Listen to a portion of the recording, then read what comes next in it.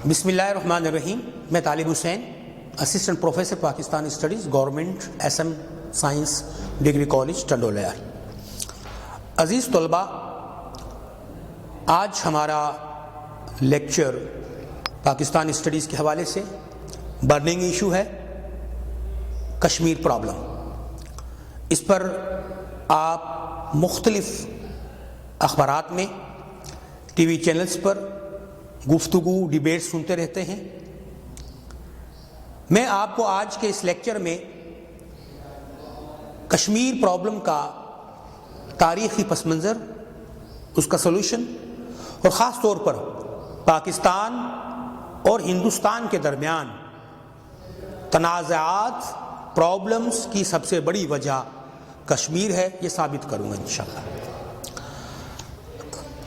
عزیز طلباء، بات یہ ہے کہ انڈیپینڈنس ایکٹ 1947 کی شق آرٹیکل 8 کے مطابق ہندوستان دو آزاد ریاستوں ہندوستان اور پاکستان میں تقسیم ہوا. تمام وہ ریاستیں جنہیں ہم شاہی ریاستیں یا پرنسپل اسٹیٹ کہتے تھے، انہیں یہ اختیار دیا گیا کہ وہ اپنے حالات، واقعات اور جغرافیائی حدود کے لحاظ سے، مذہب کے لحاظ سے کسی بھی ایک ملک کے ساتھ اتحاد کر لیں، ان کے ساتھ ضم ہو جائیں. حیدرآباد، دکن، مناور، جوناگڑھ، کشمیر، کلات، سوات، بھاولپور، یہ تمام ریاستیں جو شاہی ریاستیں تھیں،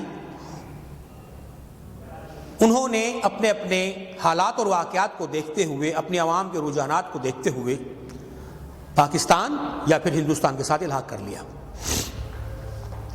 کشمیر چونکہ مسلم اکثریتی اسٹیٹ تھی، اس لیے لامحالہ یہ غالب گمان تھا کہ کشمیری عوام پاکستان کے ساتھ الحاق کریں گے. لیکن ماؤنٹ بیٹن، پنڈت جواہر لال نہرو، راج گوپال اچاریہ، پنڈت موہن لال مالویہ، ان تمام لوگوں نے سازشیں کر کے کشمیر پر بزور قوت قبضہ کر لیا.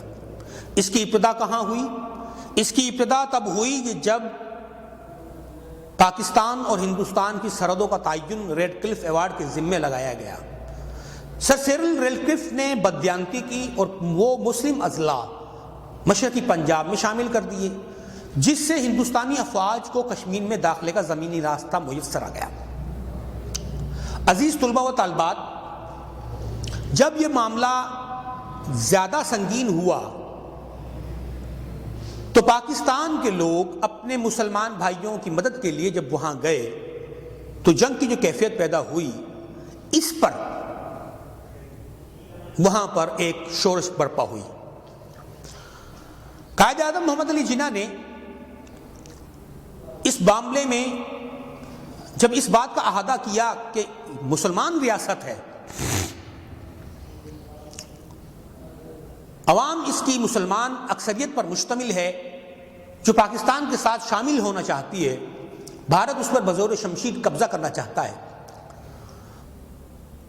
تو ایک طرف تو انہوں نے حیدرآباد، دکن پر زبردستی قبضہ کیا، یہ کہہ کر کہ وہاں کی عوام ہندو ہے، وہاں کی عوام کی اکثریت ہندو ہے، لیکن وہاں کے نظام وہ مسلمان تھے، اس لیے انہوں نے حیدرآباد، دکن کو آزاد حیثیت دلانے کا اعلان کیا، اور اس کے لیے وہ اقوام متحدہ میں چلے بھی گئے. لیکن ان کا یہ استدلال یہ کہہ کر رد کر دیا گیا کہ ہندوستان، حیدرآباد، دکن کی عوام جو ہیں وہ ہندو اکثریت پر مشتمل ہے. جب یہی بات انہیں یاد دلائی گئی کہ کشمیر کا مسئلہ، کشمیر کی عوام مسلمان ہیں، لیکن کہنے لگے نہیں، وہاں کے مہاراجا نے ہم سے الحاق کر لیا ہے. یہ جعلی الحاق جو آج تک دنیا کے سامنے ثابت نہیں ہو سکا ہے، جو آج تک دنیا کے سامنے ثابت نہیں ہو چکا ہے، اس پر بزور شمشیر جو ہے وہ بھارت نے قبضہ کیا ہوا ہے۔ پاکستان اور بھارت کے مابین یہ مسئلہ اتنا سنگین ہے کہ اقوام متحدہ کی سلامتی کونسل 2 قراردادیں اس پر منظور کر چکی ہے، لیکن بھارت، اقوام متحدہ، عالمی برادری سب کی آنکھوں میں دھول جھونک کر کشمیر پر بزور طاقت قبضہ کیے ہوئے ہے۔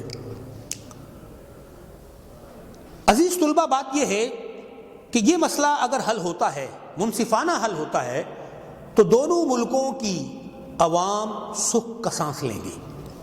دونوں ممالک بہت پیسہ اس کو حاصل کرنے اور اس کو بچانے کی تک و دو میں خرچ کرتی ہیں۔